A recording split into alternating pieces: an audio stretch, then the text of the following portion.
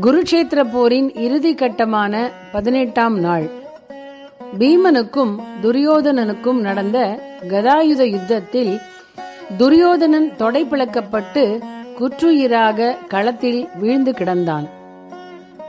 அதர்மத்தையே குறிக்கோளாக கொண்டு வாழ்ந்து கொடுமைகளையே செய்து வந்த அவனுக்கு இப்படியொரு கோர முடிவு ஏற்பட்டது. இந்த நிலையில் யாருமின்றி தனியனாக களத்தில் விடப்பட்ட துரியோதனனை போரில் மடியாமல் இருந்த அஸ்வத்தாமன் சந்தித்தான். அஸ்வத்தாமன் கௌரவர்களின் குருவான துரோணாச்சாரியரின் மகன். பிறப்பால் அந்தணன். தந்தையைப் போல் அஸ்திர சாஸ்திரத்தில் திறமை மிக்கவன். பாண்டவர்களுக்கு துரியோதனன் இழைத்த தீங்கையும் அநீதியையும் நன்கு உணர்ந்தவன்தான் அவன். ஆனாலும் செஞ்சோற்று கடன் கழிக்க வேண்டி துரியோதனனுக்கு ஆதரவாக அதர்மத்தின் பக்கம் நின்றான். தன் தந்தை துரோணரை கொன்ற காரணத்தால் அவன் பாண்டவர்களை பழிவாங்க துடித்துக் கொண்டிருந்தான். செஞ்சோற்று கடனுக்காக தான் என்ன செய்ய வேண்டும் என்று துரியோதனனிடம் கேட்டான் அஸ்வத்தாமன். எப்படியாவது பாண்டவர்களை பழிவாங்க வேண்டும் என்று அஸ்வத்தாமனிடம் முறையிட்டான் துரியோதனன். துரியோதனன் விரும்பிய வண்ணமே செய்வதாக வாக்களித்து விட்டு புறப்பட்டான் அஸ்வத்தாமன். இரவு நேரம் எதிரிகளின் பாசறைக்கு சமீபமான வனத்தின் ஒரு ஆலமரத்தடியில் வந்து அமர்ந்தான். பாண்டவர்களை எப்படி அழிப்பது என்று தீவிரமாக சிந்தித்தான். அந்த மரத்தின் மேல் இருந்த கூட்டில் காக்கைகள் உறங்கிக் கொண்டிருந்தன. அப்போது ஒரு கோட்டான் அங்கே வந்து உறங்கிக் கொண்டிருந்த காக்கைகளை கொத்தி தின்றது.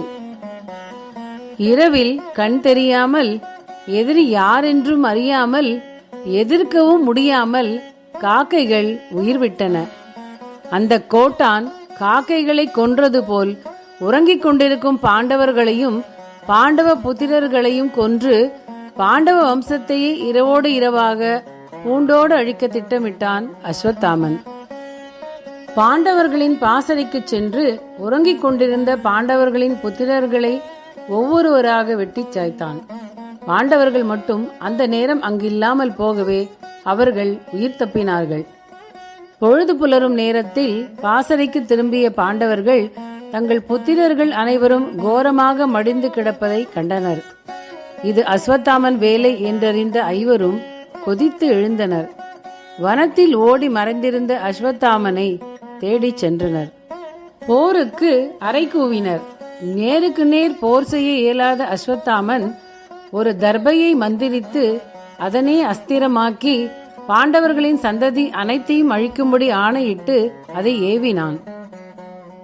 கால சர்ப்பம் போல விஷத்தை கக்கிக் கொண்டு புறப்பட்டது அந்த தர்பை அஸ்திரம். பாண்டவர்கள் அதை எதிர்த்து அஸ்திரங்களை தொடுத்தனர். ஆனால் அந்த தர்பாஸ்திரம் தங்களை தாக்காமல் காத்துக்கொள்ள முடிந்ததே தவிர அவர்களால் அந்த தர்பையை அழிக்க முடியவில்லை. ஆதி பராசக்தியின் அழிக்கும் சக்தியை ஆதார மந்திரமாக்கி தர்பையை மந்திரித்து ஏவியிருந்தான் அஸ்வத்தாமன். அது சீறிச் சென்ற இடத்தில் நின்றிருந்த பாண்டவ சந்ததியினர் அனைவரும் மடிந்து வீழ்ந்தனர்.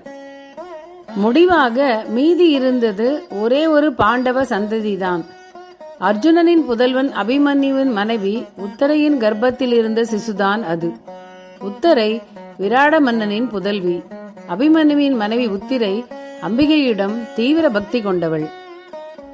அபிமன்யுவின் திருமணத்தன்றே அவளுக்கு காத்யாயினி என்கிற துர்கையை உபாசிக்கும் மந்திரத்தை உபதேசித்திருந்தான் கண்ணன். அவளும் தீவிரமாக தேவி உபாசனை செய்து வந்தாள். தன் மங்கள சின்னங்கள் நீடித்திருக்க அவள் அன்னை ஆதி பராசக்தியை தினமும் ஆராதித்தாள். ஆனால் பாவம், அவள் கணவன் அபிமன்யு திருமணமான முதல் ஆண்டிலேயே யுத்தகலத்தில் பலியாகிவிட்டான். உத்தரை உடன்கட்டை ஏற முயன்றாள். ஆனால் அப்பொழுது அவள் கர்ப்பவதியாக இருந்ததால் உடன்கட்டை ஏறுவது பாவம் என்று தடுத்து நிறுத்தி அவளை காப்பாற்றி விட்டான் கண்ணன். அன்னை ஆதி பராசக்தியை ஆராதித்து என்ன பயன்? உத்தரையின் மாங்கல்யத்துக்கே பங்கம் வந்துவிட்டதே என்று மற்றவர்கள் கூறினார்கள். உத்தரை மனம் தளரவில்லை. தீவிர வைராகியத்துடனும் பக்தியுடனும் அன்னையை தொடர்ந்து ஆராதித்தாள்.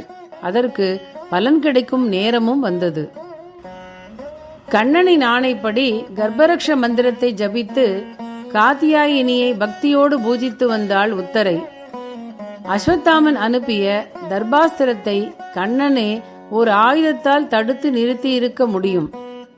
ஆனால் பாரத போரில் ஆயுதம் எடுக்க மாட்டேன் என்று கண்ணன் இரு தரப்பினருக்கும் வாக்களித்திருந்தான். அவன் வாக்கு தவற விரும்பவில்லை. அதே நேரம் அவன் தர்மம் தவறவும் தயாராக இல்லை. உத்தரையின் கர்ப்பத்தில் வாழும் பாண்டவர்களின் சந்ததிக்கான சிசுவை காப்பாற்ற சங்கல்பித்தான் கண்ணன். உத்தரை அன்றாடம் உபாசிக்கும் அன்னை காத்தியாயினி வேறு யார்? அவள் கண்ணனின் சகோதரிதானே. தன் சகோதரி காத்தியாயினியிடமே அந்த பணியை தந்தான் கண்ணன். இதற்காகவே அவன் உத்தரைக்கு காத்தியாயினியை உபாசனை செய்யும்படி ஏற்கனவே உபதேசித்திருந்தான். அஸ்வத்தாமன் அனுப்பிய அஸ்திரம் மரண தேவதையாக உத்தரையின் உடலை நெருங்கிய அதே வினாடி அவள் கர்ப்பத்திலிருந்து சிசுவை அங்கிருந்து அகற்றி கண்ணனின் திருக்கரத்தில் வைத்துவிட்டு அந்த இடத்தில் தானே அமர்ந்து கொண்டாள் தேவி காத்தியாயினி. அஸ்வத்தாமனின் மந்திர தர்பை ஆதி பராசக்தியை தாக்கியதுமே அது சக்தி இழந்து பஸ்பமானது. அந்த வினாடியே தான் இருந்த இடத்தில் மீண்டும் உத்தரையின் சிசுவை கண்ணனிடமிருந்து வாங்கி வைத்துவிட்டு வெளியில் வந்தாள் காத்தியாயினி. மாயவன் கண்ணன், மாயை எனும் அவன் சகோதரி துர்கை இருவரும் அனுகிரகித்து பாண்டவ வம்சத்தை காத்து உத்தரையின் கர்ப்பத்தில் உயிர் காத்து தந்த அந்த சிசுதான் பரீட்சித் மகாராஜன். இன்றும் பெண்கள் கர்ப்பத்தில் உள்ள சிசுவை காத்து நல்ல சந்தானம் பெறுவதற்கு அம்பிகையை உபாசிக்கிறார்கள். அம்பிகைக்கு கர்ப்பரக்ஷாம்பிகை, அதாவது கர்ப்பத்தில் உள்ள சிசுவை காப்பவள் என்ற பெயர் உண்டு. ஃப்ரெண்ட்ஸ், இதுவரைக்கும் இந்த சேனலை சப்ஸ்கிரைப் பண்ணாம பார்த்துக்கிட்டு இருக்கிற நீங்க இந்த சேனலை சப்ஸ்கிரைப் பண்ணி வச்சுக்கோங்க. பெல் ஐகான் ஆல் பட்டனையும் பிரஸ் பண்ணிக்கோங்க.